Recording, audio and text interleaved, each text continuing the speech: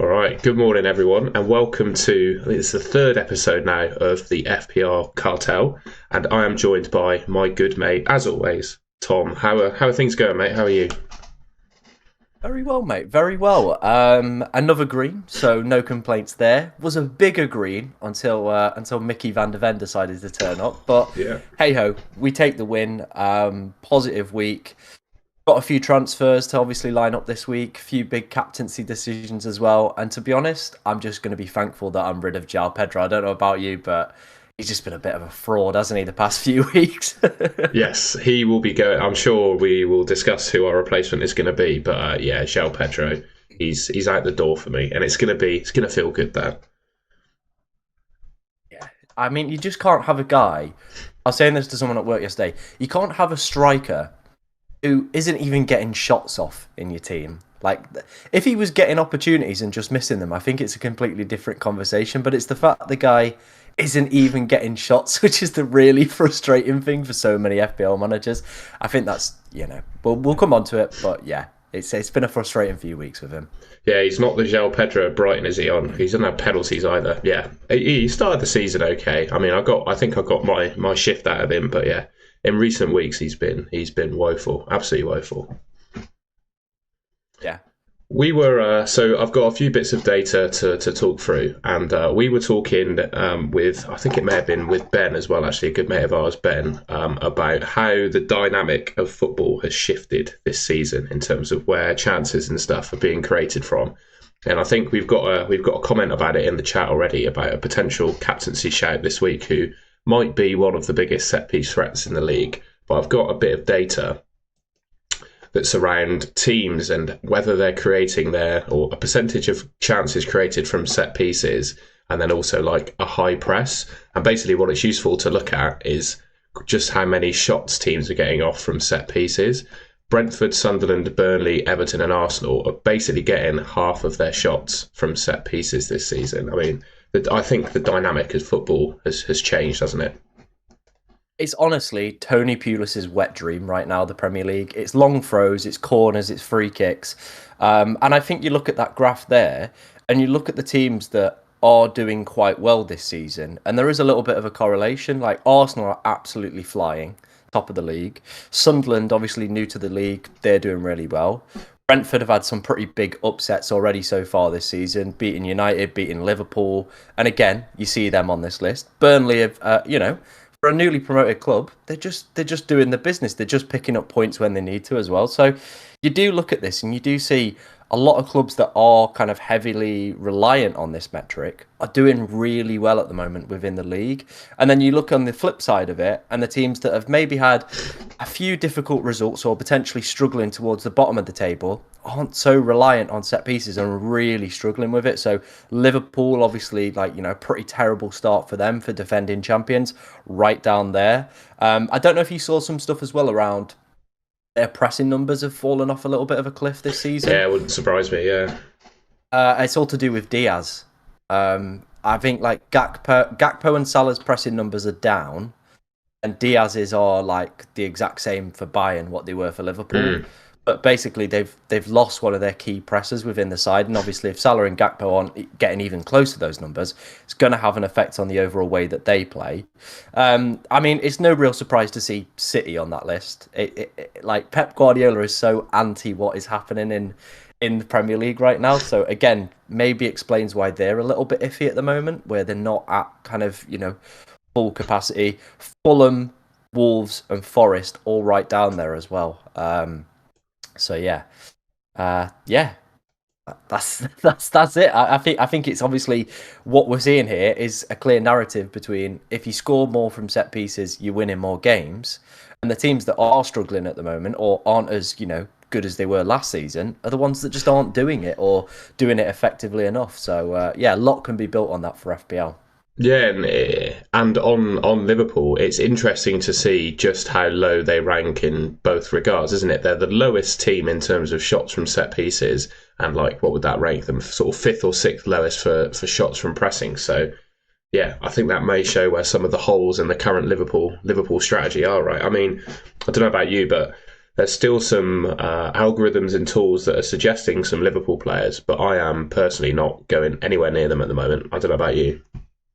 No, again, I think when we've been like looking at like review and Solio and stuff like that, it is suggesting that Salah is still going to be one of those pickups like for the next few weeks because of the Liverpool fixtures, and probably I imagine it's a lot of the historical data. Like we've got years and years of Salah being like an unbelievable asset, and Liverpool obviously being, you know, a title contending side. So I do think there maybe has to be a point where people obviously look at that data and maybe look at it from a kind of, I would say maybe with a little bit of recency bias kind of lens to it, where Liverpool aren't the same team.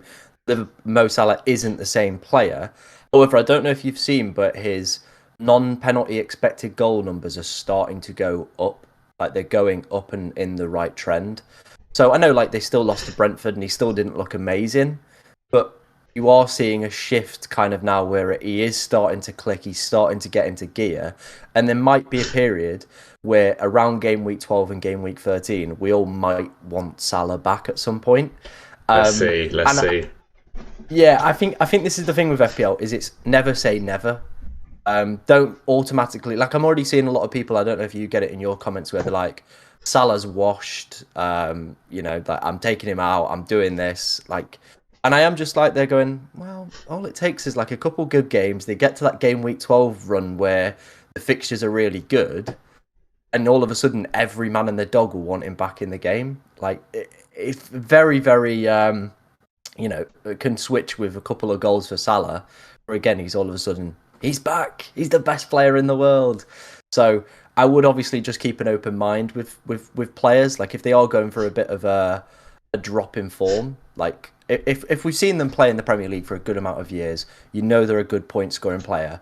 Don't assume that they're probably finished. They will have probably renaissance periods, and I think Salah this season will have a period where we'll all go, actually, we kind of want him back. I think we had a very similar situation last year with Haaland, where he obviously started amazing, had that drop off, and then there was a period where it was like, the fixtures look really good here. I think we're all gonna have to maybe get Haaland and Salah in. I think you did for a period midway through the season, right?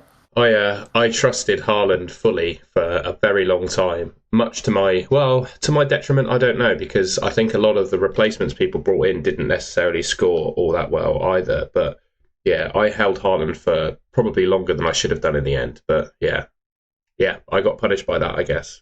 It's just, you always, and it's what the data's doing as well, which is pushing them to the top of the algorithms and stuff. But you have to be cognizant of historic data as well. Like Salah has not just become a bad player I know he's not looking very good at the moment, but he broke the FPL point scoring record last season. He had an outrageous season.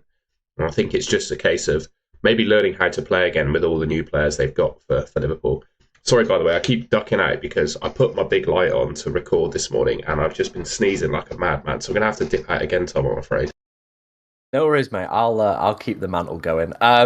Yeah, I think as well, if you look at the start of this season, is a lot of people going into the year doubting Haaland off the back of a pretty, you know, mediocre season by Haaland standards. But now, if you say to somebody, "Oh, I've got a team without Haaland," they'll go, "You're nuts. You're insane."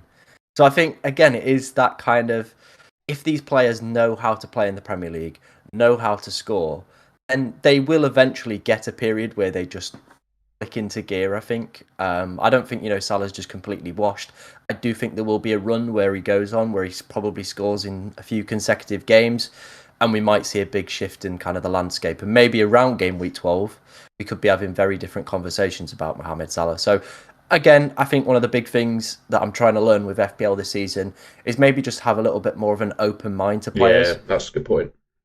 Don't obviously, like, especially the ones that, again, like you've seen historically, are very good players. If they've done the business before, just keep an open mind, and when the fixtures do turn up and the data does start to turn in the right direction, maybe kind of don't have that recency bias in your head and go, he's washed.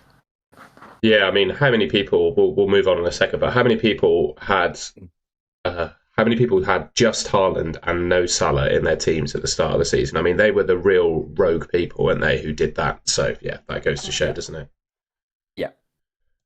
I put another bit of data in there as well because it's probably not for a transfer immediately, but obviously Sean Dyche has taken over at Nottingham Forest now, and certainly by the looks of it, playing for Dyche means that defenders get a lot more DEFCON than they did previously. You know how well I know how hot you are on DEFCON. I'm pretty hot on it too. Are you quite excited? Give them a few games to get up and running. Are you quite excited about the prospect of a Dyche Forest team for FPL assets? Yeah, I would. I think obviously the data on screen right now is suggesting that playing for Dyche is going to unlock a lot more defensive contributions, which is what we were expecting from a lot of the Forest assets at the start of the year. My only concern is they didn't look great against Bournemouth. Now, I know Bournemouth are quite a good side this year, but looking at their, Forest's net kind of expected goals conceded already so far this season and their XG set play, it's absolutely miserable. Like, he's got a real big job to kind of turn this round, because right now they are the third worst defence in the league for expected goals conceded. So I do need to see a big shift in terms of XG conceded, more kind of data from XG set play and giving away less big chances. If they can do that, then I definitely think I will be, starting to look at some of their assets when their fixtures turn. The other difficult thing I think we're going to probably find is their assets are quite expensive because they were modelled towards DEFCON already. Like, we've got no one in there that you could go, oh, right, Murillo, 4.5 million, great. He's quite expensive. It's a big risk, isn't it? Yeah, you're right. It's a good shout. I would need to see a big shift in terms of their XG conceded and their DEFCON numbers before I think I were to commit on this metric. I don't know how you feel on that one. Yeah, I think it's a fair shot. I just thought it was interesting to look at, but I think you're absolutely right. And those Forest players, they've got three managers' philosophies bouncing around in their head now, right? They'll probably, a month of Ange is probably not going to get them completely out of their habits from Nuno, and now they've got a new manager with, a Sean Dyche philosophy to get used to. So yeah, I think they're going to take some time to bed in and get going.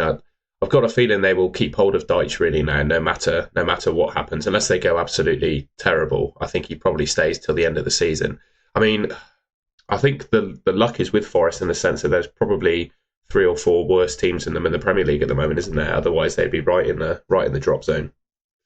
Yeah. I think as well, something to maybe note here is Forest and European football. Yeah. It's something that Sean Dyche doesn't really have much experience of. I think he's only done one season with Burnley, and that's it in terms of his European pedigree. So, again, maybe we might see him kind of not manage this squad well around European football because, again, it's something completely new to him. And I think the season after Burnley got Europe, they were absolutely terrible. Like, they nearly got relegated. So, again, that might be another one that goes against them where he doesn't really know how to rotate or manage a squad around Europe.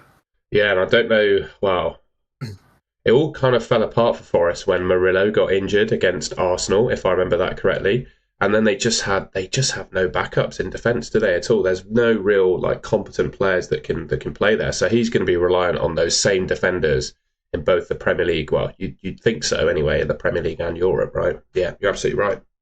Very good points made, mate. The other thing I wanted to talk, I'm going to sneeze again, so I'll get this out of the way quickly. The other thing I wanted to talk about was just how many.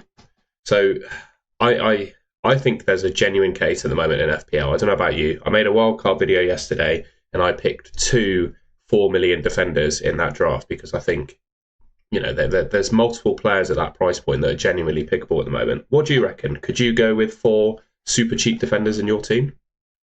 Sorry, 2, not 4.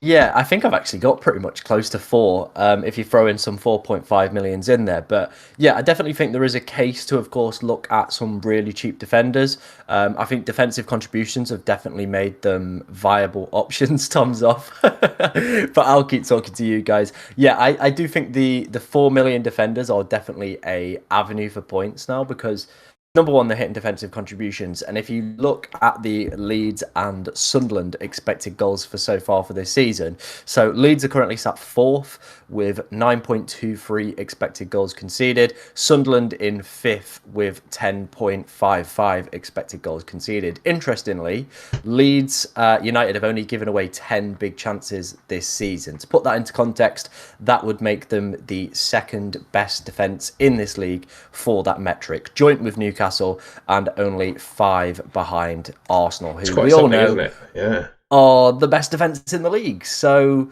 I think maybe wheeling out these guys that can hit DEFCON, play for probably Sunderland and Leeds because their XG is conceded so good, and also have set piece threat, because again, if we go back to the first graphic we used, we saw that Leeds and I think Sunderland were right up there where they're getting their goals from, is a lot from set plays. So again, these guys are probably going to have some pretty big peaks this season.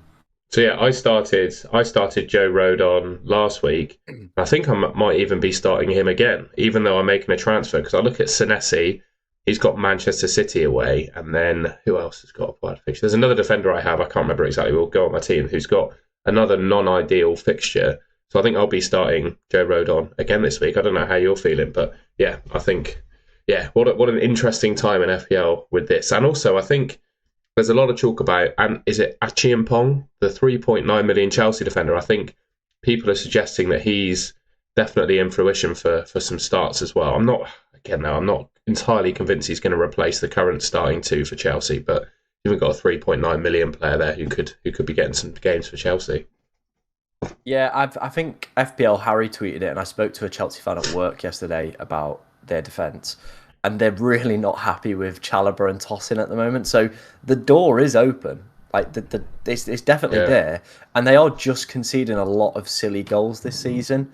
So I definitely think there is a case where maybe Maresca just chucks him in, gives him some minutes, or maybe he potentially sees some of the easier games they've got in like the Champions League or the Premier League, for example. Like they do have some nice fixtures coming up. Yeah. He might be one of the ones they do just go, let's give him a try against, Burnley, or let's give him a try against Wolves and see how he gets on. Yeah, interesting. I do agree. The next thing I wanted to show, you sent me this, but I've kind of transformed the graphic to be a little bit more tidy and cover all the teams. But what we've got here is rankings of expected goals conceded. This comes from a website called Understat, and it gives you an entire Premier League table. It ranks the teams by expected goals conceded, and all the metrics you'd be interested in. On the left, essentially, we've got a ranking of the worst defences in the league, and on the right, we've got a ranking of the best defences in the league for expected goals conceded. And you mentioned Leeds giving up the fewest big chance, or a very low number of big chances. They're currently fourth in the league for expected goals conceded, pretty much on level with Man City. Only Man City, Newcastle, Arsenal better than them. And on the flip side, we've got Burnley, West Ham, Nottingham Forest, the three worst teams, and the fourth worst team at the moment is Liverpool. Interesting. What do the pluses and the minuses mean? So does plus mean that they're like overachieving, or is it the other way around? Oh, I'd have to check. It definitely shows, actuals versus expected data, if that makes sense. I think Burnley, they've conceded 23. Let's have a quick check. Yeah. So they're actually underperforming. No, overperforming. Wait. Let's have a quick look. My head's fallen off here. Because I think Leeds have conceded quite a few, and theirs is minus 4.82. So that would suggest to me that they're actually have conceded more than they were expected to. That's how I would read it. Let's have a look. So expected goals against. Yeah, so if there's a green plus, that means their expected goals against is greater than the goals they've conceded.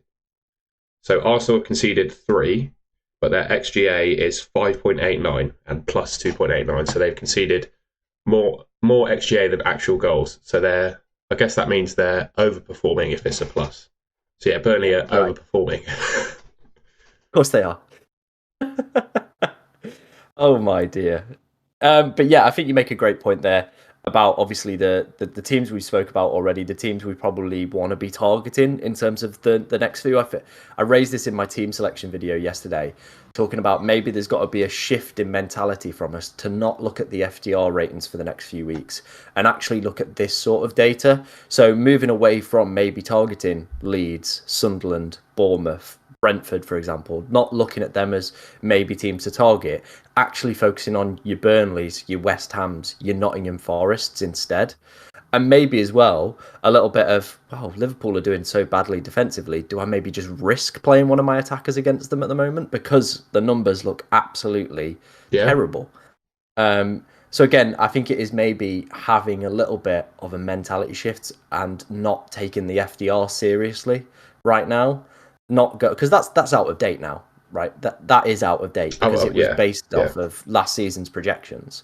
I think using this sort of data is going to be more helpful for when you want to decide what players do I want to pick up, what teams do I want to target against. So yeah, for me, I do think I'm probably going to be picking up players that now face off against Burnley, West Ham and Forest, and maybe trying to, seeing Sunderland as a green, going, actually, it's probably not a green. Like Everton this week have got Sunderland, and I'm thinking, do I really want to play Michael Keane against this lot? Because they are quite good at the moment. They're not giving away a lot of chances. So, I think it's just a little bit of a mentality shift around that. Yeah, what I thought was quite interesting is to see a couple of. Excuse me, by the way, for keep hopping off screen. Thank you for holding me up while I'm struggling this morning. But there's a couple of teams that are massively overperforming and then underperforming. But the two main underperforming teams, so teams that have conceded more goals than they're expected, it's again Leeds. So they have conceded basically 5 more goals than they should have. I don't know exactly what the cause of that would be, but that's pretty wild. And then Wolves, basically 6.5 more goals than they should have done. So we're looking at Wolves, they're sort of mid-table for expected goals against, but I think everyone is saying they're probably one of, if not the team to target in the Prem right now, aren't they? Because they're just so rubbish.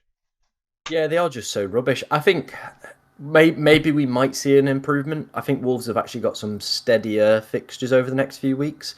But when they keep losing games, it is hard just to go, well, maybe confidence is low. Yeah. Like, even if they're giving away just one opportunity a game, that one opportunity, because the confidence is so low, they might just be going, oh, that's in. And that could genuinely be the difference in it. I think that definitely is gonna have some sort of part to play. But maybe we might see a renaissance in Wolves, and maybe they might actually start to potentially pick up some points over the next few weeks. Maybe one to monitor. But Leeds definitely. Probably, I imagine a lot of that might be, from the 5-0 against Arsenal. A lot of it is kind of just built up against that, and then the other games where they've maybe lost. Like, I think Burnley created like 0.5 XG against Leeds and scored 2. So I imagine it's that 5-0 in the game against Burnley that have massively skewed Leeds' data up a little bit. And that kind of happened. Yeah. What you said with Wolves there, that kind of happened at the start of last season when they were under Gary O'Neill as well. I think it was Gary O'Neill who was there start of last season. He had like such a disgusting run of fixtures to start the season. And every Wolves fan, well, I don't know, I would have gone into that expecting not many points to start the season off and then maybe a resurgence when the fixtures got good. But their confidence got knocked so much from those tough fixtures that they were terrible, and that ended up getting their manager sacked. So, the same could be happening here with Wolves again this season. Yeah, I think you make a really good point there, mate. I think that definitely could be happening. Go on, you blow your nose. I'll take the ship. Don't you worry about it. I think as well, something else to potentially monitor here going forward is Arsenal's unbelievable numbers. We're probably going to speak about it more in depth when we come to talk about Gabriel captaincy, because I think we've got a lot of people in the chat asking about if Gabriel's going to be a good captain. So I'm more than happy to save that and go in a little bit more detail about Arsenal further down the line if you want. Thank you, mate. Thank you for holding me up again. I don't know what's happening this morning. I'm really struggling. I might have to nip away again and grab another tissue. You have to bear with when I do that. I'll put my finger up again and let you know I'm going to run away. No worries, my friend. I guess this is probably the time to talk about it. Actually, I've got the.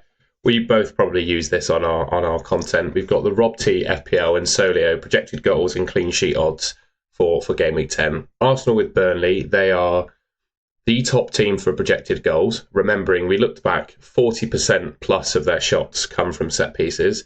They've got 52% likelihood to keep a clean sheet. And if I do my basic odds in my head, If you're over 50, you're more likely than not to do something. So they're going to score over 2 goals, and they're more likely than not to keep a clean sheet.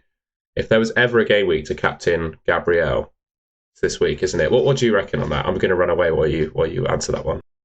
No worries. I honestly think I've kind of convinced myself that Gabriel actually might be an option in terms of captaincy for this week. Like Tom said, a 52% probability of a clean sheet. They're picking up so many of their goals from set plays already so far this season. 9 set play goals in the league, the most out of anybody in the league, by the way. Second is Chelsea with 8. Then Arsenal obviously top with 9. The best numbers for clean sheets, the best numbers for goals conceded, best numbers, as we saw in the last graphic, for expected goals conceded, best numbers for expected goals set plays. You've also got a guy that can hit those defensive contribution numbers. I'm not saying that's going to be a guarantee against Burnley. I had a look what Virgil van Dijk did. Again, another prolific player for DEFCON. Didn't hit it against Burnley. So I don't think he's probably maybe going to hit defensive contributions. But with the strong XG, with so much coming from set plays for Arsenal, and with pretty much a coin flip to decide whether or not you're going to get a clean sheet, I do think there is really room to maybe look at him as a captaincy option this week. Like, he just is their biggest threat, I would say, in front of goal right now, because Gokra isn't doing the business. No, you're right. If they're going to score, there's going to be a set piece and he'll have some sort of involvement in it. Yeah, you're right. The only thing I would say, and I don't know if you've covered this already, so sorry again that I had to nip away. It's just, I've always find emotionally when you're watching a game or have a player in FPL and you want them to keep a clean sheet, it is the most painful scenario to be in, where you're just watching the minutes tick down, Burnley at the end of the game getting a couple of set pieces or whatever. All it takes for a goal to, and I know Arsenal have been amazing defensively, but all it takes is some sort of oddball flick on or knob end, as Neil Warnock would say, for something to go in. So I like it. I think if there was ever a week to do it, it's this fixture or the reverse fixture at home. Because I've got to say, I don't think I've ever seen a projected goals figure as low as what Burnley have this week as well. So obviously the clean sheet odds are good, but then the projected goals are ridiculously low for Burnley. Yeah, if there was ever a week to do it, I think this is the week. Did you come to a conclusion in what you said, or were you just going over the general bits? I was pretty much on the Gabriel propaganda piece, to be honest. I think the big comparison has to be between the robot Haaland, right? That's ultimately what you're going up against, because a lot of people still will go with Haaland. So you're probably going to go up against, I would say, maybe like between 185 to 195 effective ownership. That's what you're going up against. City as well, they're only 0.2 projected goals behind Arsenal on this list. They're the second most fancied team for projected goals. And it would not surprise me to see maybe this data get a little bit closer as well. The big concern I have around Haaland, though, is Bournemouth aren't bad. They're a very, very good team. We've seen them decent numbers for expected goals conceded. Yeah. We'll have a look at that again in a sec. So Bournemouth are just mid-ish table, 1, 2, 3, 4, so 7th or 8th. But it's not, not too bad at all. Burnley are literally the worst. Yeah, you literally look though, like how close between like 7th and probably 3rd are. It's maybe like one big chance between them. Like, they're not giving away a lot of big chances either. I think they're actually maybe like 3rd or 4th of big chances conceded so far this season. If I think with 16 big chances conceded. So, and again, not a side that are going to give Haaland a lot of time, a lot of space. And again, they're very full of confidence at the moment. They're a team that are just flying. They're absolutely flying. And also with Bournemouth, obviously they conceded those 3 goals to Crystal Palace, and in that game I think Mateta had 3.8 xG just to himself. So we look at the data minus that Palace game. They're one of the best defences in the league. So it's just whether you see whether that Palace game is a one-off. Because if you see that as a one-off, Bournemouth are literally one of the best defences in the league. They'll be first or second on that list. I think as well, you make a great point there, though. If Haaland has a Mateta-like game where he puts up 3.8 xG, maybe Haaland's absolutely rinsing the points in, and you're sat there with your Gabriel, maybe could just get a 6-pointer, might get absolutely nothing out of that game, and you're going, oh, bollocks. I still do think, right, baseline points, probably Gabriel's going to be higher. Yeah. But I think the peak is going to be at Haaland. And I think you should always maybe try and chase peak with captaincy. I think it's so tough. It's so tough. And I think the only reason it's probably come up in conversation around Gabriel is because Haaland blanked last week. Yeah, exactly. If he scored, everything would be different, right? Everything would be different. If he scored, we wouldn't even be considering this as an option. We'd be saying, Haaland. I'm not thinking about it, Haaland. Same I reckon if Saka maybe got a goal and played 90 minutes at the weekend, we'd maybe have a conversation. But him going off early has probably completely killed any confidence of a lot of people looking at him. So I still think I'm probably going to go with Haaland because I do believe that the peak is still there with Haaland. I think Gabriel might get the better just base, but like it wouldn't shock me if Gabriel comes away with a 9-pointer. But Haaland could, if like I said, if City watch that Crystal Palace game and go, this is the blueprint on how we beat Bournemouth. That's exactly the point I was waiting to make. Yeah, I mean, if you're Haaland, he's the kind of player that will analyse and think about those things, right? I'm sure every striker in the Premier League wouldn't, they're professional footballers, but you're looking at what your peer Mateta managed to do against that Bournemouth defence. Surely you're going to go into that game with a little bit more confidence and think, well, if this guy managed to score 3, I can get 4 or 5 against this lot. Yeah. So, yeah, it's kind of one of those where I think I'm still going to stick with Haaland, but I understand if people want to look at Gabriel. And it's just, in your mind, it is for me. I don't think there's an alternative. Is it those two in your mind? I think, like you said, Saka maybe would have entered the conversation, but with him going off early, I know it was illness, but yeah, I think to be honest, it is those two. Maybe as a rogue shout, Walter Marder, potentially away at West Ham. They look dismal at the moment, and again, going back to that XG conceded, I like it. Like, you know, we're looking for teams that, you know, we want to target that maybe like that would be I think a grey on the FDR, but when you look at the expected goals, I'd put that as a green. I'd be like, that's a great fixture to target. So maybe somebody like a Walter Marder might be a differential shout. Yeah. Interesting. I'm just trying to pick one out, but honestly, I don't think there are there? I mean, you can't touch Liverpool at the moment. Bruno Fernandes, he's been decent, but you can't pick him against Forest. Brighton, there's no one. Yeah, I think you're right. It's between those, well, 4-ish if you count Saka, but I don't know about you. I moved Gyökeres to Saka last week, and I'm already having doubts about Saka now. I don't know how you feel, but I'm now worried that Gyökeres is going to have a really good game against Burnley. I think you may have said this previously, but I watched an interview back when Gyökeres signed for Arsenal, and it was Charlie Austin, the former Premier League striker, that was doing a bit of analysis on him, and he said that Gyökeres, he has all of the characteristics of like a flat track bully, so a player that will absolutely dominate the lower level teams, and that's exactly the fixture that Arsenal have got this week. So I am quite worried that Gyökeres, I just have a feeling that Gyökeres is going to do something massive this week. Hopefully it involves a few Saka assists. That's what we've got to look for. Exactly. Right? I'm saying my Saka prayers. What else? And I think I probably wouldn't be worried about the early substitution either. It looks like he was ill. Yeah. Rather than like if he came out and said, he's got a knock, or we weren't happy with his performance or whatever, that would concern me. But him just being ill, like everybody knows, when you're ill, you're just not at the same level. Like, you're not. I think you know that from obviously doing, competitive swimming. If you're slightly ill, you're nowhere near your best. Exactly. Yeah, they're like me today. Apologies, folks, again. We also had some more data from Rob TFPL. I think we can focus on this briefly. It was just around basically where midfielders are, where they are most likely to score their points in FPL from.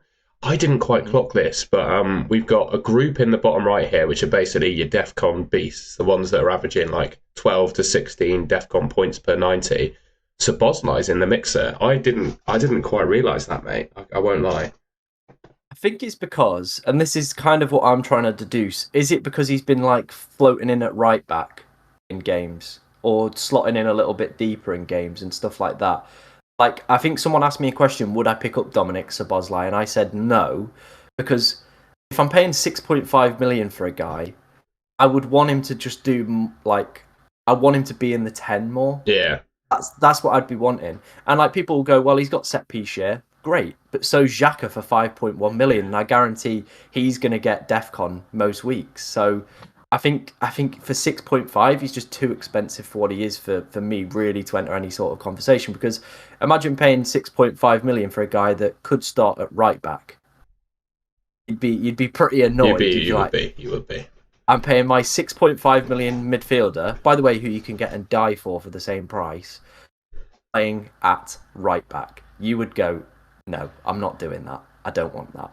That's where I would be in terms of Sabitzer as a kind of pick right now.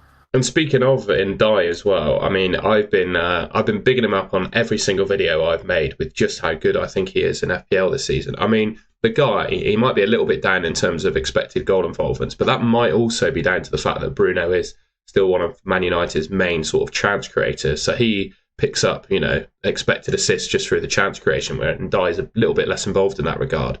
But he is basically almost the same in terms of numbers as Bruno Fernandes is this season, which is amazing for 6.5 million. I mean, he's not going anywhere from my team for the foreseeable, I think, and I'd be comfortable pretty much starting him against anyone, I reckon. Have you seen who the third best striker is for XGI under 8 million? Have a guess who that might be. It's not Beto, is it? Just that it's Beto. Wow. It's Beto. And do you know who's created most of that XGI for? Iliman Ndiaye. He's had 3 pretty much open goals that Iliman Ndiaye has put on a plate for him. But he's missed. He's missed. He missed one against Palace, didn't he? I think, if I remember rightly, that was painful. Yeah. It's just one of those where you go, if they had a better striker, Ndiaye probably would have had 3 extra returns this season. I 100% agree with you on Ndiaye. I think he's just a fantastic pick. Again, the big thing that I'm trying to focus on this year is players with multiple avenues to points. Yeah. Ndiaye, as you can see here, DEFCON penalties, open play threat. Same with Bruno Fernandes, DEFCON baseline bonus, penalties, free kick. They've got it all. They've got it all, these guys, and I think this is what this graph is showing to me. Interestingly, in Mbeumo, which one would you pick? Because a lot of people are debating that this week. Would you go in Mbeumo or would you go Bruno Fernandes? I think I've still got to go Bruno Fernandes for me. I know, I just... non-penalty expected goal involvements are great, and that's obviously... Mbeumo doesn't take penalties, so that's where it's all come from. And they're probably, in terms of goal threat, better than Bruno Fernandes is, but at the same time, just the fact that Bruno Fernandes is on penalties and set pieces, and I'm pretty sure Amorim has double confirmed that Bruno is still the Man United penalty taker. Even if Man United play badly, which there is a good chance that at some point they will play badly in one of their upcoming games, I'm almost sure of it, Bruno Fernandes still has a chance of scoring a goal just by being on set pieces in pens. And I think that just edges it for me. And he got DEFCON at the weekend, didn't he? What's his average for DEFCON? Surely he must be averaging nearly 10 DEFCON per game. I think he's probably going to hit it in a third of the games coming up, and that's 2 points in. I just think those multiple routes to points make Bruno Fernandes better, and there's not a massive difference in their price anymore with how they've risen and lowered either. No, I think it's 0.8 or 0.7 million. I think as well, pretty much kind of putting all of what we've covered in today's pod as well, is you look who they've got as the next fixture. It's Forest, who, as we've seen, are terrible at expected goals conceded. So I think if you're bringing in a Manchester United player this week, I think it's going to go very well. I really do. I'm with you on the same opinion, though, that I do think Bruno Fernandes is the better player, just because he's got those multiple avenues to points, and was serially dodging points in the game against Brighton. 0.57 XGI in that game, which is absolutely ridiculous. He just loves a points dodge, doesn't he? I think last season, at the start of last season, he was creating loads of chances, but because Man United were using Højlund up front and they just weren't firing at all, the numbers just weren't adding up. So I think he is a serial points dodger, isn't he? With the amount of chances he's creating, and sometimes his teammates struggling to finish the chances. I had one more question before we moved on, actually. There's two players that there's one player that's been an absolute beast this season, and obviously we've just spoke about Mbeumo. Semenyo being the other one. They're of the same sort of price at the moment. Who would you pick if you had to choose between Mbeumo and Semenyo right now? I think if I didn't own Bruno Fernandes, I probably would have made the switch this week. I probably would have made the switch to Semenyo to Mbumo. I think that is a move I maybe would have made, and it is something that is kind of tempting me in the back of my mind. Semenyo hit 0.03 xGI. It was quiet, Not wasn't he? good against. Very quiet against Forest, who again we pointed out terrible team, want to be targeting over the next few weeks. 0.03 from a guy that I'm paying like 8 million for. Clivert started the game as well, so probably wouldn't have taken a penalty if they'd have got one. All this is like going, you're not looking as hot as an asset right now, so maybe there is that switch to Mbumo, and I might go with the double up of Mbumo and Bruno Fernandes, because it's getting to the point with Manchester United where you're going, there's probably going to be 3 players that I could say are going to definitely have some sort of involvement. It's Mbumo, Fernandes, and probably the third one is either going to be like Cunha or Sesko, because he's been linking up nicely with other people as well. So it's getting to a point where if I look at the Manchester United goal scorer, I'm probably going to see Bruno Fernandes or Mbumo involved in it. So why would I not have a slice of that pie with great fixtures all the way up until 22? No European football either. No Carabao. Yeah, and the one thing I'd say on Semenyo as well is, having seen him come up as a youth player from Bristol City, the one thing he needed to work on in his game before signing for Bournemouth, which was always pretty weak, was his finishing. His finishing was always really, really quite poor for us. He's obviously worked on that since he's gone to Bournemouth, but this season he is quite massively overplaying his expected goals. And I don't think he is an archetype of player that does that. I think I look back in Premier League seasons gone by, Jared Bowen, Son, those are 2 players, and Mbumo, to be fair, those are 3 players that scream out to me that historically overperform their XG because they're such elite finishers. And I'm just not convinced that Semenyo is. I think it is almost a purple patch that he has been in. So, yeah, there may be a little bit of a drop-off from Semenyo coming soon. It's funny that, isn't it? Because he's obviously touted for a big move in January. But, yeah, I don't think he's going to keep that level. Well, he obviously hasn't if he's dropped that level of performance in the last game. But, yeah, I wouldn't be surprised to see his returns drop off, to be honest. Interesting. We're going to say all this, and it's going to be a hat-trick against He's City, scored a hat-trick, isn't he? Yeah, absolutely. But I do agree with your point, like, especially around the natural finishers, your Bowens, your Sons. Yeah. These guys every single year don't even bother looking at what their XGI is, because they could literally score from the halfway line. They're just that good natural finishers. I don't think I've watched enough of Semenyo to probably comment on his ability at it, but I know in previous years he has been very kind of wasteful in front of goal, and has actually underperformed on his underlying data. So it's interesting to see this year that he's actually overperforming on it. So maybe there might be kind of, a bit of a regression back to the mean. God, this stream is I'm getting through it. By the way, mate. Oh, sorry. This stream is tough for me. Thank you for holding me up. I'm sticking in there.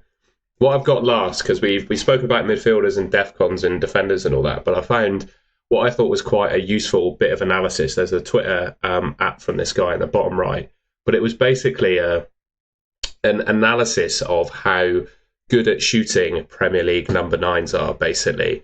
And it sounds like very basic analysis, but the very basic analysis has me thinking I want to be picking the Premier League strikers in FPL that are the best at shooting. I don't think that's an outrageous thing to say.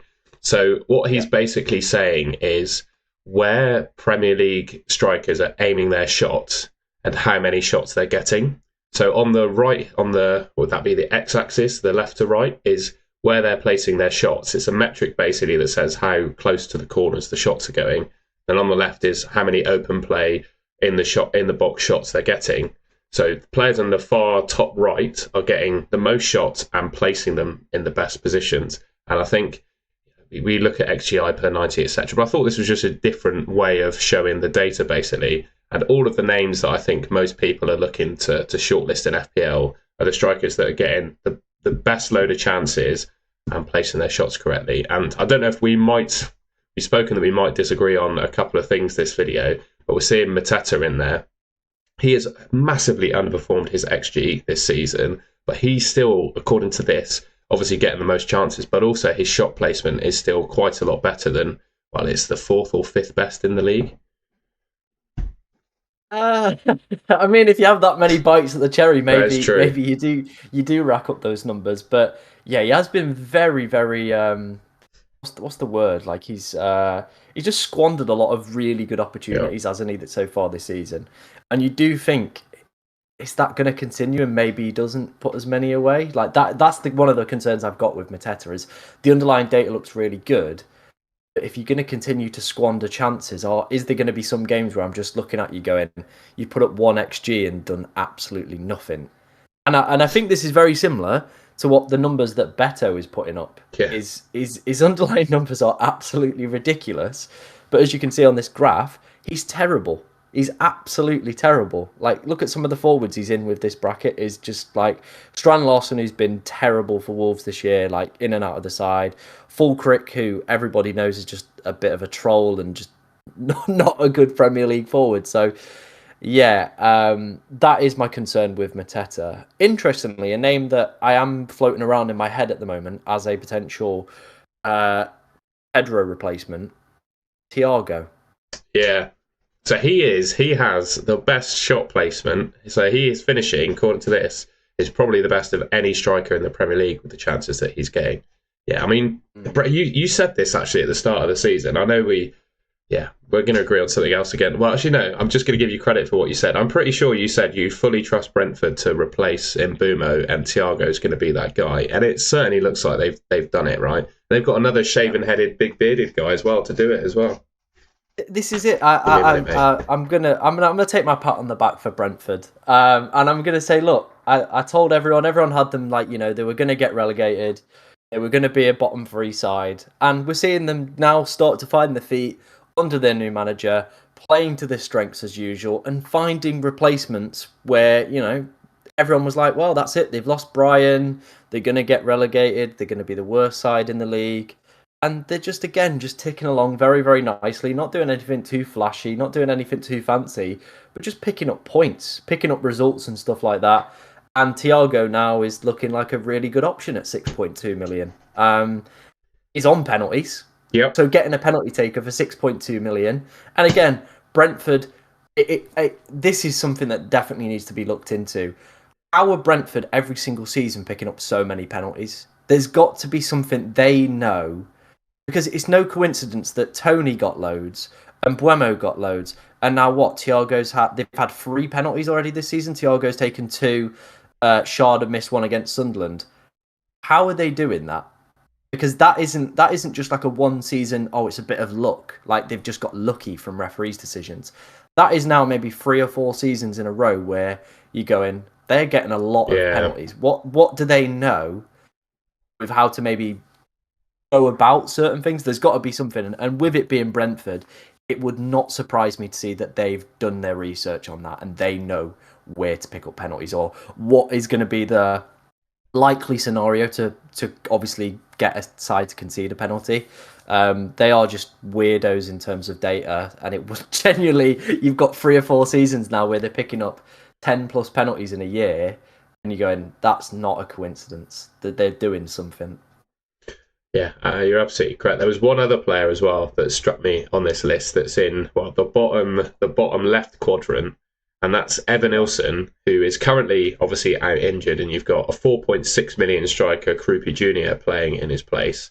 I'm sure you do too, but I make a short on the weekends talking about players I'd look to buy for the next game week.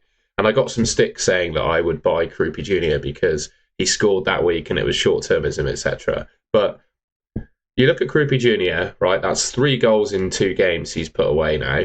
Evan Nilsson's out injured.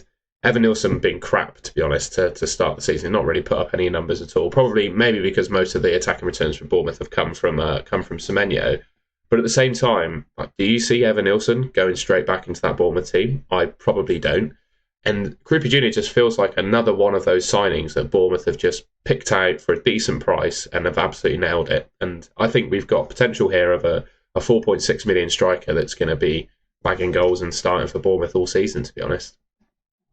Yeah, Evan Nilsson's not had a good start to the year. No.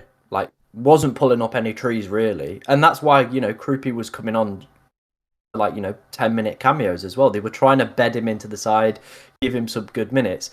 And this is a young man that when he's had the opportunity to start or see some minutes, he's taken it. Yeah. Like, you look at where his goals have come this season.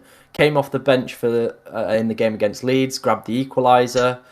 Then he's got his start, bagged a brace, start again, scored again. Like, he knows where the back of the net is, and he's one of those players where you look at the numbers that he put up last season in League Two, like, he knows what he's doing. Like, yeah, the numbers are insane, weren't they? Yeah. It kind of just feels like one of those where he just is a very, very good finisher, and one of these players that give him a run of games and he'll just take his opportunities.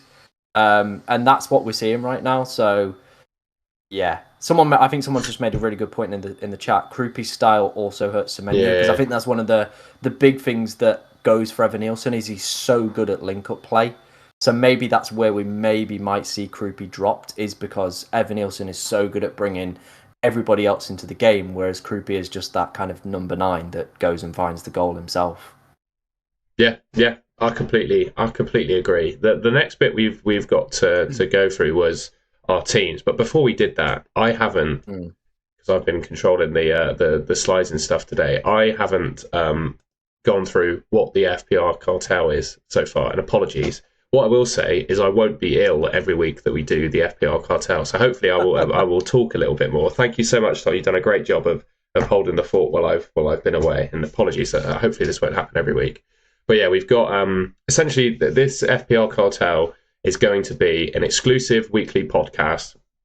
Everything will be based around a private Discord, basically, where you'll pay a monthly fee. I think we're going to go for about £7.50, I think is the number we've decided, to get access to this private Discord. We'll both be in there to give, real-time chat. There'll be a group chat of all of you managers in there. We'll be there to talk about our teams and stuff. And in that Discord, we'll share a private link to this stream every week. So it'll be basically private for only people that are members to join. So it'll be an exclusive weekly podcast behind that private Discord. And we're also going to run a members-only mini league as well, with hopefully some very decent prizes. We're going to try and get some merch off the ground as well. I think there's lots of cool merch you can make with the FPR Cartel branding. I don't know how you feel about that merch. I've got a few ideas already.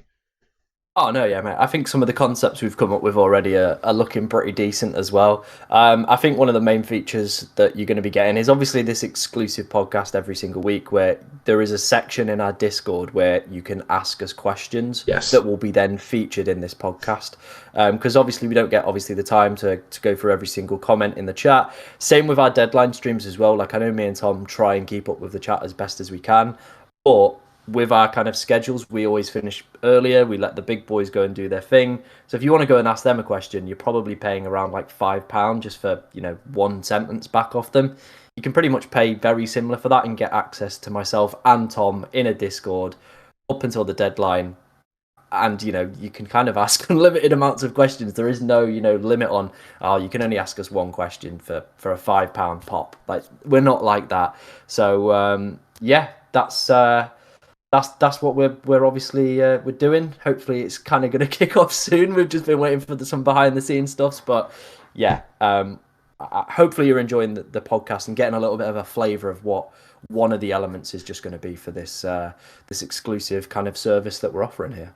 Yeah, and if there's anything like this delay has obviously been frustrating for the two of us, but hopefully what it's allowed us to give some, to put some of these out for free, so you get an idea of what you're getting, to give you more of an idea as to whether you want to go for it, basically. So if you've enjoyed these 3 streams, well, this is the third one of the 3 we've done so far, then yeah, this is exactly what you're going to get if you become a member of the cartel. Should we go on to our teams, mate? Let's go for it, man. Let's go for it. Do you want to look at mine first? Should we get mine out of the way? Yeah, let's go for yours before like another sneezing fit kicks in. Oh, mate, it's been a nightmare today. Thank you again for holding the fort. So we have had an interesting. I don't know what the correct word is. We basically had the same team post wildcard, and it's just been a coincidence that we started this podcast when we've had the same team, because I don't think previous to this wildcard we've really ever been identical in terms of the players that we're picking. I think it was just we had such a small pool of players to pick on our wildcard. It was just coincidental that we went for the same ones and we agreed on the picks. So points from the two of us, you're probably going to see the same. We both scored 53 points. Obviously, Joe Rodon, I'm very happy with my decision to start him. I think the prospect of starting Tarkowski against Tottenham versus Joe Rodon, the game he had, was clear that I was going to go for Joe Rodon. So, yes, I got lucky with the goal, but at the same time, I think I sort of created that luck by making the decision to start him. My defence, well, our defence has basically scored all the points. Raya with a 6-pointer, Gabriel with a 9-pointer, Senesi with 5, Rodon with 13, and pretty much everyone else blanked apart from a couple of clean sheet points and defcons for Bruno Fernandes. I'm not really letting that put me off in terms of those players going forwards, but I am eyeing up some transfers for Game Week 10. Namely, got to get rid of João Pedro. I'm going to bring in Mateta, I think, for João Pedro. I just think the fixtures that Crystal Palace have, the numbers that he's been putting up in terms of expected goals, it's too good to say no to. And then defensively, I'm sitting there looking at Tarkowski, who I wouldn't say has been disappointing, but I don't think he's been quite the defender that I wanted him to be when I picked him on my wild card. 5.5 million, I think he could also become a Crystal Palace player. And with the news coming out yesterday, with Chris Richards having potentially a calf injury, he's going to miss the Liverpool game today. I think I might go Mark Gahey. I also noticed that Mark Gahey is over 30% owned in FPL right now, which it screams of a bit of a casual pick, I must say. But yeah, that's my moves. What do you reckon, mate? Hey, a casual pick worked last weekend with Van der Ven getting two goals, didn't it? So hey, you never know. I'm going to put you off Crystal Palace players right now, and you can agree with me or you can disagree with me here. All right. Crystal Palace have so many games coming up. It is ridiculous, right? Their next break for a midweek is the week of Christmas. And that might not even be a break if they keep getting through the Carabao Cup. That's maybe where they might put a fixture. Their other midweek break will be in the middle of January. Okay. That's the only 2 midweek breaks they've got. Their best fixture across this run is the Burnley fixture in Game Week 14. That falls on a midweek. Okay. So I'm looking at all of this, and I've been saying this in quite a lot of videos, is I am scared of going deep into Palace. Okay. Because a lot of teams have European football, don't get me wrong, but this is a Palace side that are not used to that demand. They are nowhere near used to that demand, and I don't think the squad is big enough. And what you're seeing with Glasner, and when he gets the best out of this side, is it's the same consistent back line. I think it's like 9 games in a row now. He's played all the same defenders. Yeah. What happens when, like now, you starting to see Richards pick up injury? What happens if, another one falls or another one has to be rotated because they're absolutely dead on the ground? Is that where numbers drop? Like, I'm still probably going to go for Mateta this week because it just seems like the done thing. Like, everybody's making that move and I don't want to be left behind. But at the same time, in the back of my mind, I am going, Jesus Christ, like, they've got a hell of a lot of load it up for yourself, have a look. But they have an unbelievable amount of football to play over the next 2 to 3 months. So that would concern me. I'm open to your suggestions on that if you disagree with me or agree with me. Yeah, it's one to ponder, isn't it? I think for me, Gahey, unless he picks up an injury, he is going to play every game. So I'm not necessarily too worried about Gahey. And I just feel like Glasner's going to prioritise the Prem. You might be right about Game Week 14 when they play Burnley, but I think I've got some bench cover if that comes up. The thing for me, unfortunately, is I've got 0.0 in the bank at the moment. I didn't make early moves last week because, well, I knew Arsenal played in the Champions League. My transfer was going to be to bring in Saka, and I just wanted to wait till that game was over before I did it. But what it has done is left me in a position where I need to downgrade someone in order to get Mateta in, because João Pedro is now 7. I think his sell price is now 7.5 for me, and Mateta's up to 7.7. So I need to find 0.2 million. And I just thought the natural way of doing that, because I didn't want to sell Anderson, I didn't want to sell Senesi, it was to probably downgrade Tarkowski. And just outside of that, I wasn't sure, other than Gahey, who was really standing out to me as someone I wanted to buy. Did you have some alternatives in mind? I'll go to your team if you had some alternatives in mind. I obviously brought in Keane this week. Yeah. Ahead, like I was tempted with Richards, but again I looked at the Crystal Palace fixtures and went, I'm not going near that. And already he's picked up an injury, so maybe that is that decision already paying dividends. So I went with Michael Keane. His DEFCON numbers aren't too dissimilar for what you're paying for Tarkowski. Everton have some nice fixtures coming up. He's also a little bit of a threat from set pieces. Again, going back to the slides we saw at the start, Everton aren't a bad side from picking up chances from set plays either. So I think that could bode potentially well. I'm hoping Anderson could be fit this week, but it's not looking likely. So he'll probably drop to the bench, and probably Rodon will slide back into that side for me. But yeah, in terms of other defenders, or maybe like with your team, we've just obviously spoke about Semenyo. Is it a period where you go, see you later, Semenyo? Is that a play that you maybe could look at? Like, it's a big gamble. If we're saying like we don't think he's going to be as good an asset, we don't think the points are going to continue to be as good, is it now maybe time to cash in on him and look at other assets? Just opening up some ideas for you to maybe ponder on. Yeah, the only thing is, I would have to get someone cheaper, and if I downgraded Semenyo, his sell price is probably like 7.7 million for me, because I've had him in since like game week 3, and he's gone up so much in value. So I think in reality, I'll probably have, if I do that and I buy Mateta, I'd probably have like 7.5 million to play with. And that just leaves me to think the best alternative is Ismail Assar, to be honest. He's the next of the rest. And I think he probably suffers more so than Gahey does, for example, with the minutes. I don't know how you feel, but he's obviously had an injury this season already. Glasner's probably going to be cognizant of that.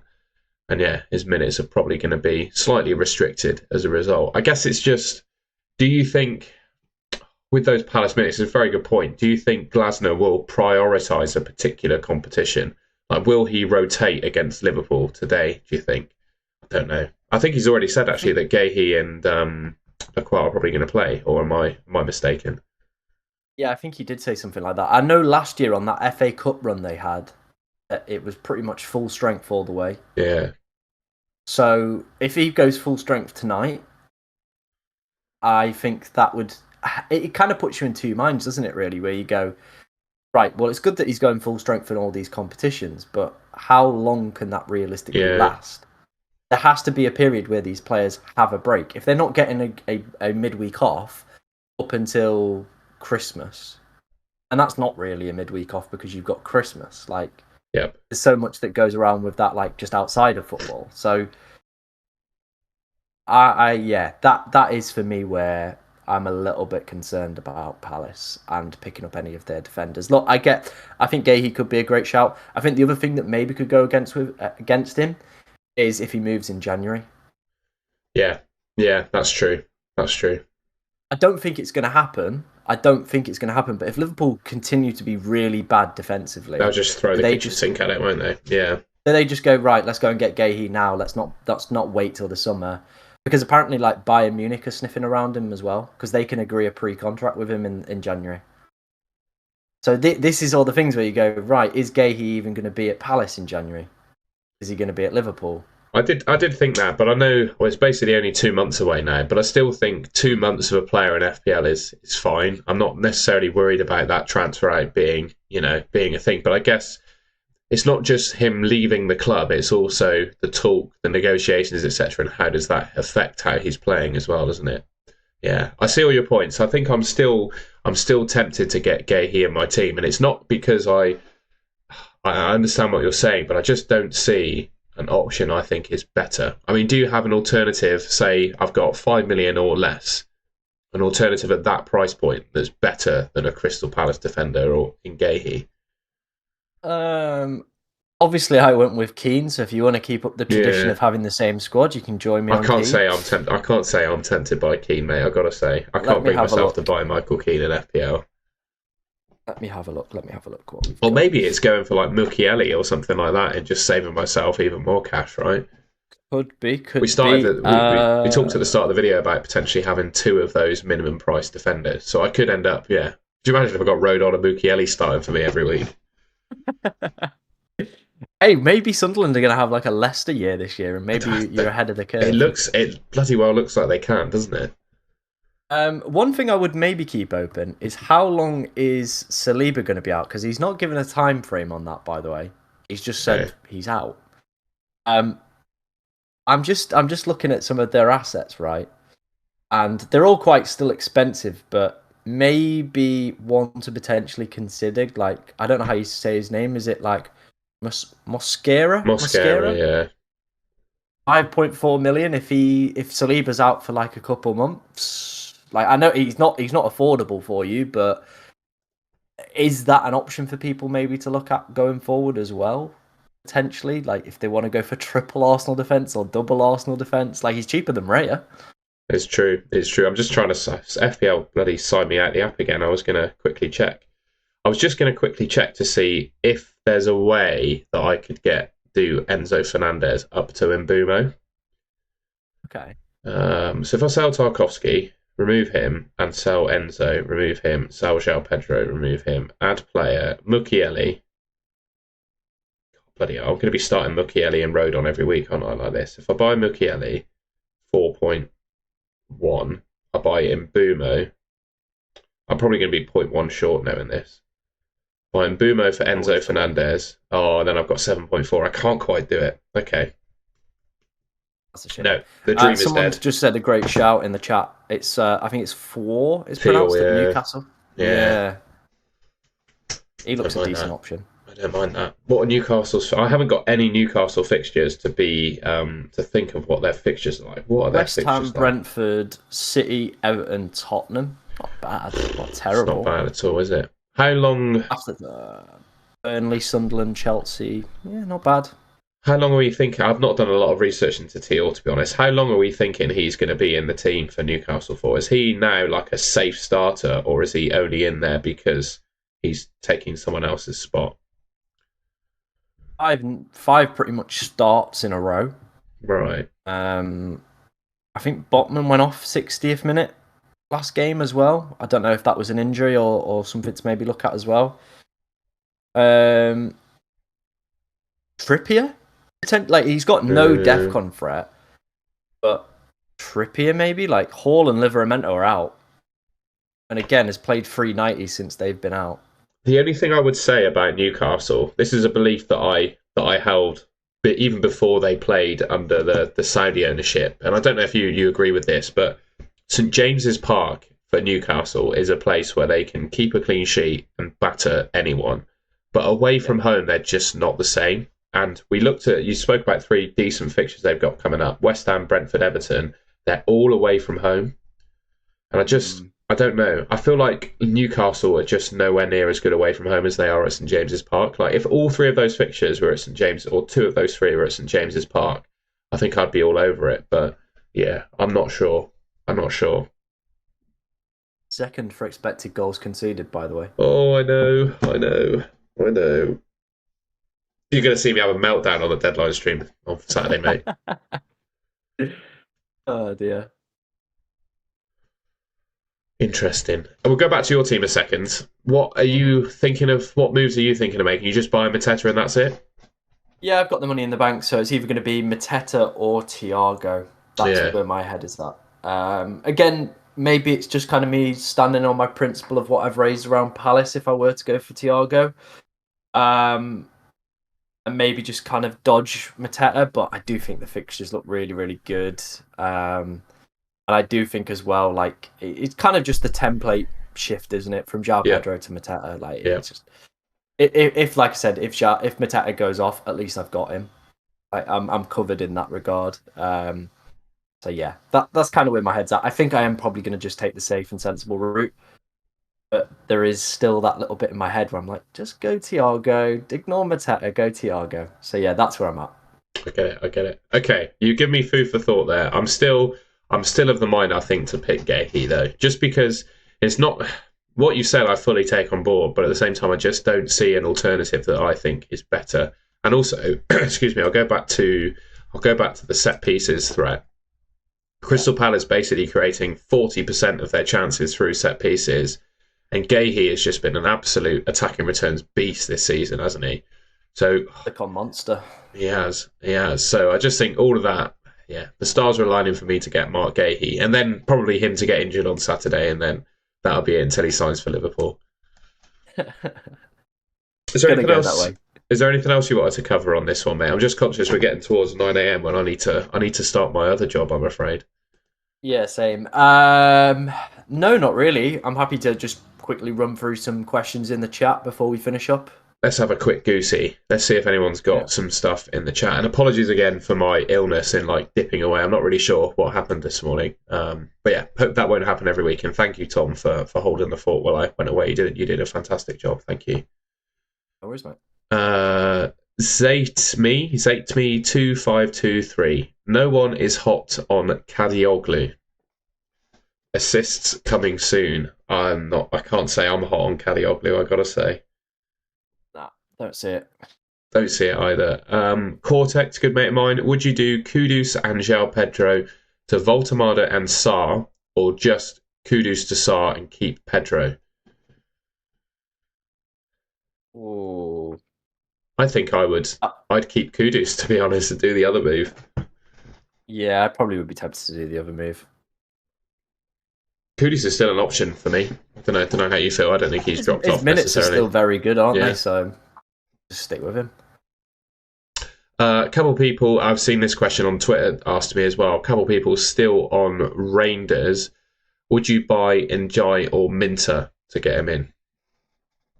Minter is a very, very tasty option, you know. I still probably would go and die because, again, this year I'm focusing for players for multiple avenues to points. He's got DEFCON, he's got penalty share, great. But Minter and the Brighton fixtures are very, very tempting. His minutes have been very, very good as well. So he could be a tasty little boy at 6. But I would maybe still try and find the extra money to go to and die. But I do like him. Yeah, I've got the DEFCON v XGI graph up again, and it just shows that Njai is basically on the level of Bruno Fernandes this season. I personally can't look away from that, but I can't disagree with what you said. I would prefer Njai, but yeah, Minter is definitely tempting. I guess for me it depends how much of a rogue shout you love to be. Well, it's not like Minter's a rogue shout, but I feel like it's the Maverick pick versus Njai, I would say. Yeah, I think he's very popular on like Review and Solio as well. So quite an analytical driven pick as well, Minter at the moment. So if that tickles your pickle and you like looking at that sort of stuff, then yeah, that could be another one. FPL Wave showing regret that he took Njai out. I wouldn't be selling Njai. It is fair though.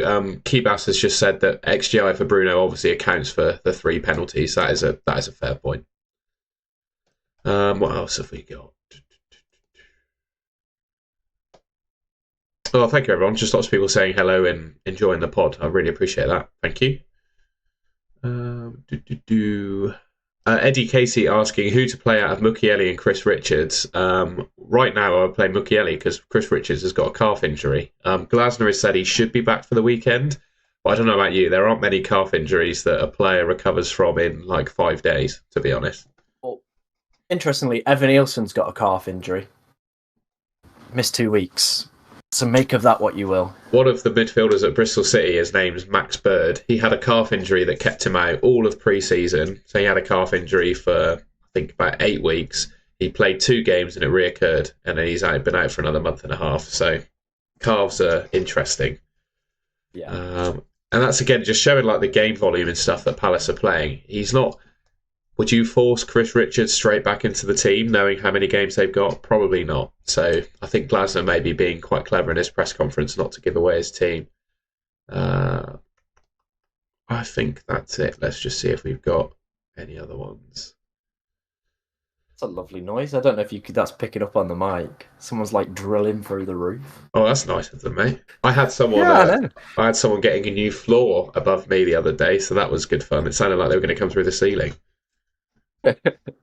A final question then, just because of time. Zateme is asked again, if you had Chris Richards, I'm going to change his question slightly. Would you sell him, and who would you replace him with, if so? I'd wait obviously and see what Glasner says again. Like if he gives us a time frame, then I think that's a lot more achievable because his DEFCON numbers are great. I think I would probably, for me, there doesn't seem to be many great great options really emerging themselves. So I think if you can get away with just maybe keeping him on the bench for 1 or 2 weeks, if it's not a long-term injury, just probably keep him. Like, don't waste a transfer on switching him out for options that for me don't really, like, they're not exciting moves, any of them. If it's a long-term injury, then yeah, deep dive, probably have a look at some of the ones we've mentioned in today's podcast. But other than that, if it's like 1 or 2 weeks and you can get by, then I probably would look to just get by and rather save the transfer, in my opinion. Yeah, completely agree. And I think we spoke about it at the start of the video, but there are so many good performing minimum price defenders in the game. I'd be surprised if you couldn't bring one of those in to replace him just for 1 week. And any of them will be just fine. Like, Burnley have got Arsenal, but even then they could like nick a cheeky goal, get a bit of DEFCON, something like that. And Arsenal are not like, yes, they might be doing really well from set pieces, and I know they won big against Leeds, but they don't strike me as a team that will. I don't know. I don't think that game is going to be 4-0 to Arsenal. I don't know about you. I think it's going to be a bit closer than that. So even like a Burnley defender, if you've got a Stev on the bench from back in the day, then even he would be fine, I think.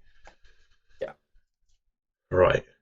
I think we can end it there if that's okay. I've got to go in. I've got to go and start my other job now. It's 8:59, so they're going to be wondering. They're going to be wondering where I am. Thank you very much, everyone, for watching. Please leave a like rating on the stream on your way out, and just thank you, Tom, for holding the fort while I've been a little bit off it today. I really appreciate it. Thank you. You've done a great job. No worries, man. Happy to be here. We will see everyone next week. Maybe, hopefully, it will be all set up and ready to go in the Discord. And as soon as it is, we will make sure to announce it on both of our channels and provide links, etc. when it's all set up. Cheers, everyone. Yeah. Cheers, everyone.